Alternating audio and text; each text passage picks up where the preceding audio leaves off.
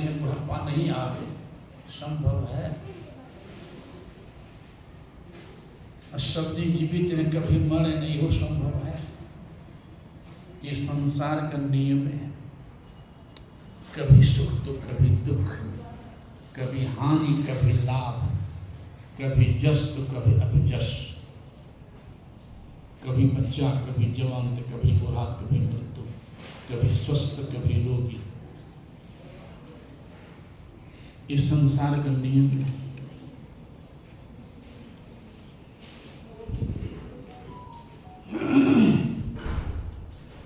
हम आप क्या आराध्य सुनाते थे, विश्व विजेता कहने वाले सिकंदर आया था भारत रावी नदी किनारे, एक महात्मा चरणों प्रणाम किया था और कहा बाबा शांति नहीं। उच्चकोट के संत महात्मा जी ने कहा, अरे कोई हिमालय में पहुंच जाए और वहां खोजे गर्मी, संभव है। अब कोई ज्वालामुखी पर्वत पर पहुंच जाए और वहां खोजे शीतलता, संभव है। तो जिधर जाने से शांति मिलती है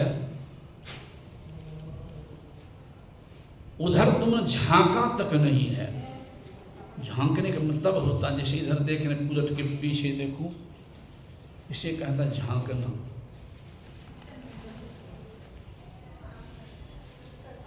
शांति मिलेगी कैसे? का कुछ उपाय बताइए बाबा, शांति मिलेगी कैसे? महात्मा उच्च कोट के थे, देख लिया कि इसकी आयु तो समाप्त हो गई है, बहुत कम आयु है। कहा तुम्हारे पास समय ही नहीं बचा शांति खुद करने का। कहा तुम्हारे पास अब इतना भी समय नहीं बचा है कि अपने देश लौट करके तो अपनी माँ का दर्शन करोगे, ये भी समय नहीं तुम्हारे पास। शांति को क्या करेगा?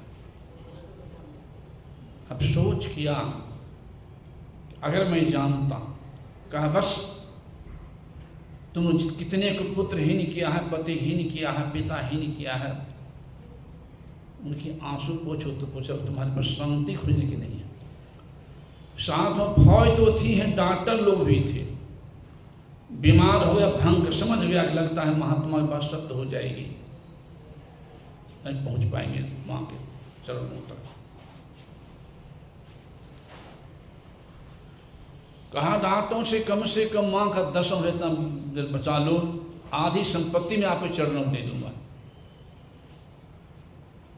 डॉक्टरों ने कहा था आधी संपत्ति कहते हो, तुम सारी की सारी संपत्ति मेरे चरणों में दे दोगे तो मुझ में वह क्षमता नहीं बचा है मुझ में कि तुम्हारे सांस में एक सांस भी जोड़ दूं। लेकिन अब सोच क्या, अगर मैं जानता एक सांस की इतनी कीमत कि विश्व को धन देने पर नहीं मिलेगा, इस सांस को मैं लूट में, घसीट में, अत्याचार में, अन्याय में नहीं खत्म करता, इस सांस को मैं सुमन भजन में लगाता। अब सोच मैं क्या, कम से कम मेरे बाद के लोग भी चेत जाए, संभर जाए, अधर्म से हट जाए, धर्म लग जाए, दानवता से हट जाए, मानवता में लग जाए, और कर्तव्य से हट जाए, कर्तव्य में लग जाए। इसलिए शरीर छूटने पर मेरे दोनों हाथ को कफन से बाहर कर दीजिएगा। इस संसार के लोगों को बोध हो कि अन्याय से विश्व का धन जमा करने वाला सिकंदर संसार से खाली हाथ जा रहा है, एक कोड़ी भी नहीं। शरीर छूटने पर लिख दिया था, दोनों हाथ कफन से बाहर कर दिया, लिख दिया, लेकर वह भी न गए कुछ जो दुनिया के मालिक थे। सिकंदर जब चला दुनिया से दोनों हाथ खाली थे। इसका चेतो, तो चेतेंगे कैसे, चेतना ज्ञान होगा कैसे?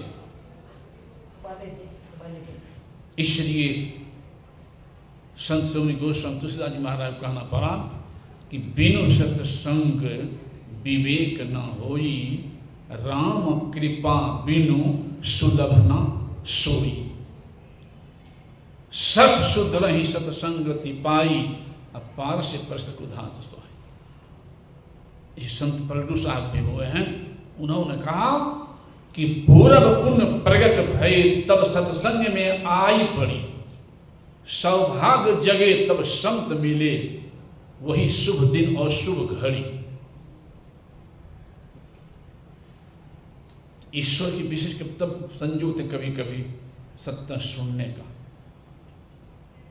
इसलिए वो समय ये भी कह दिए हैं कि शुद्ध दारा और लक्ष्मी पापी के भी होय, लेकिन संत समागम हरि कथा तुलसी दुर्लभ दो। ये दोनों दुर्लभ बता दिया। इसलिए कल सुन चुके हैं भगवान शिव भी गए संत को महज के पास सत्संग करने के लिए।